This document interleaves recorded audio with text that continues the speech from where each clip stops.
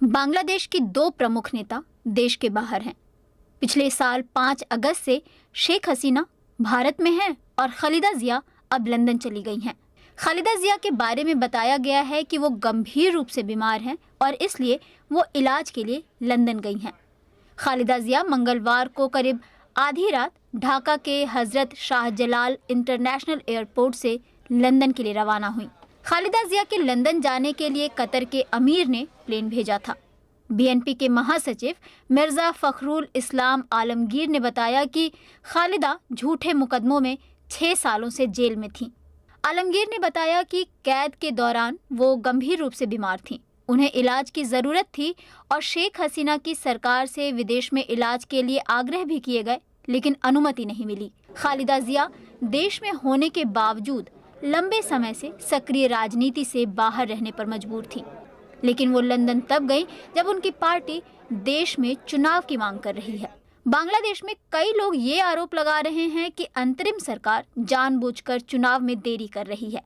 बांग्लादेश के एक पत्रकार सलाहुद्दीन शोएब चौधरी ने एक्स पर लिखा है कि पहले मोहम्मद यूनुस और उनके छात्र समर्थकों ने शेख हसीना को सत्ता से बाहर किया और अब चुनाव नहीं कराकर ये बीएनपी को भी रास्ते से हटाना चाहते हैं।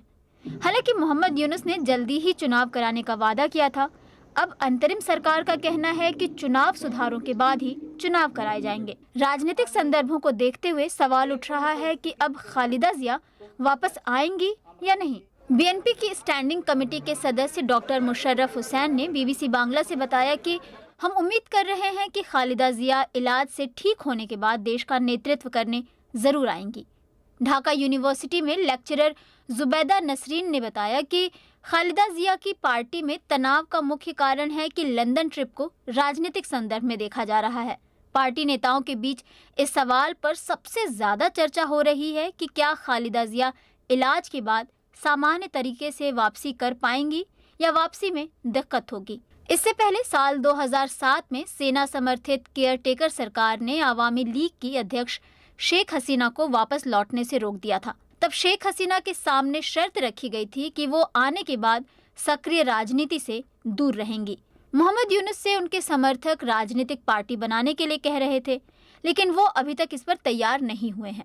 5 अगस्त को शेख हसीना बांग्लादेश छोड़कर भारत आ गई थी और तब से अंतरिम सरकार की कमान मोहम्मद यूनुस के पास है। मोहम्मद यूनुस को सेना का भी समर्थन हासिल है।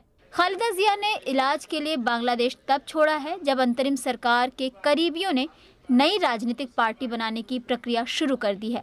वहीं सरकार का एक समूह ये कह रहा है कि पहले चुनाव सुधार होगा, तभी चुनाव की घोषणा होगी। हालांकि खालिदा जिया के विदेश जाने को लेकर पिछले कुछ महीनों से चर्चा तो थी ही। इस यात्रा में देरी के कई कारण थे। एक कारण ये भी माना जा रहा है कि वो देखना चाह रही थी कि राजनीति किस करवट जाती है। वहीं बीएनपी के सीनियर नेताओं का कहना है कि खालिदा जिया इलाज के लिए गई हैं और इसे सियासी चश्मे से नहीं देखना चाहिए। खालिदा जिया के बेटे, बहू और उनके बच्चे भी लंदन में ही रहते हैं और इनकी मुलाकात भी सालों से नहीं हुई थी।